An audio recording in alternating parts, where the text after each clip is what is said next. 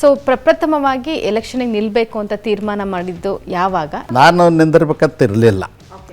ನನಗೆ ನಿಂದಿರಿಸ್ಬೇಕು ಅಂಥೇಳಿ ಖೇಡವರು, ಜಿಗಜಿಣಗಿ ಎಲ್ಲರದು ಮನಸ್ಸು. ಅದರ ಜೊತೆಯಲ್ಲಿ ರಾಮಕೃಷ್ಣ ಹೆಗಡೆ ಅವರು ಮೂಲ. ಅವರೇ ನಿಮ್ಮ ರಾಜಕೀಯ ಗುರುಗಳು ಕೂಡ? ಗುರುಗಳು. ನಿಮ್ಮ ಹತ್ರ ಬಂದು ಹೇಳಿದ್ರ ಈ ಥರ ನಾನು ರಾಜಕೀಯಕ್ಕೆ ನಿಂತ್ಕೊತಾ ಇದ್ದೀನಿ, ಅಂದರೆ ಎಲೆಕ್ಷನ್ಗೆ ನಿಂತ್ಕೊತಿದ್ದೀನಿ ಮುದೋಳ್ನಲ್ಲಿ ಅಂತ ಹೇಳಿದ್ರೆ ನೀವೇನು ಹೇಳಿದ್ರಿ? ನಿಲ್ರಿ ಅಂತ ಹೇಳಿದ್ವಿ. ಬೇಡ, ಇವಾಗ ಮಾಡ್ತಿರೋ ಕೆಲಸನೇ ಚೆನ್ನಾಗಿದೆ ಆ ಥರ. ಉಳಿದವ್ರು ಬೇಡ ಅಂದರು. ಹಾಂ, ಸರ್ವೀಸು, ಗೌರ್ಮೆಂಟ್ ಸರ್ವೀಸ್ ಬಿಟ್ಟು ಹೋಗಬಾರ್ದು ಅಂಥೇಳಿ.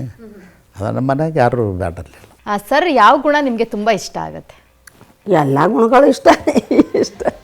ನಿಮಗೆಲ್ಲ ವಿಶ್ ಮಾಡ್ತಾ ಇರ್ತಾರೆ, ನಿಮ್ಮ ಮದುವೆ ಡೇಟ್ ಎಲ್ಲ ನೆನ್ಪಿಟ್ಕೊಂಡಿದ್ದಾರಾ ಸರ್? ದಿನ ನೆನಪಿಲ್ಲ, ನಾವು ಯಾವುದೂ ಬರೆದಿಟ್ಟಿಲ್ಲ. ನಮ್ಮ ಮಾವ ಬರೆದಿಟ್ಟಿರ್ತಿದ್ದ, ಅವ್ರು ತೀರಿ ಹೋದ್ಮೇಲೆ ಅವ್ರದ್ದು ಎಲ್ಲಿ ಡೈರಿ ಹೋಯ್ತು ಅದು ಗೊತ್ತಿಲ್ಲ. ಸರಿಗೆ ಯಾವ ವಿಚಾರಕ್ಕೆ ಬೇಗ ಕೋಪ ಬರುತ್ತೆ?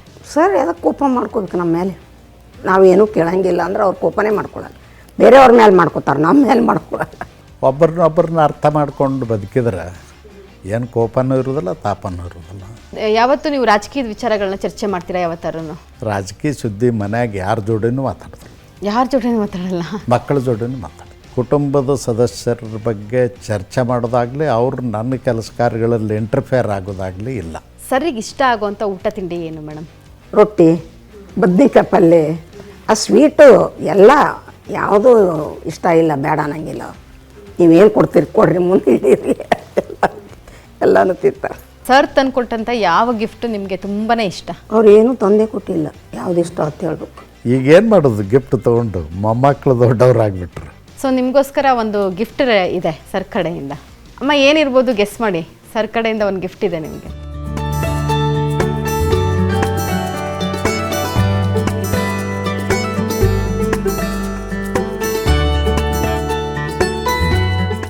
ನೋಡಿ ಮೇಡಮ್, ಪ್ರೀತಿಯಿಂದ ಸರ್ ಇವತ್ತು ನಿಮಗೆ ಹೂ ಮುಡಿಸಿದ್ದಾರೆ.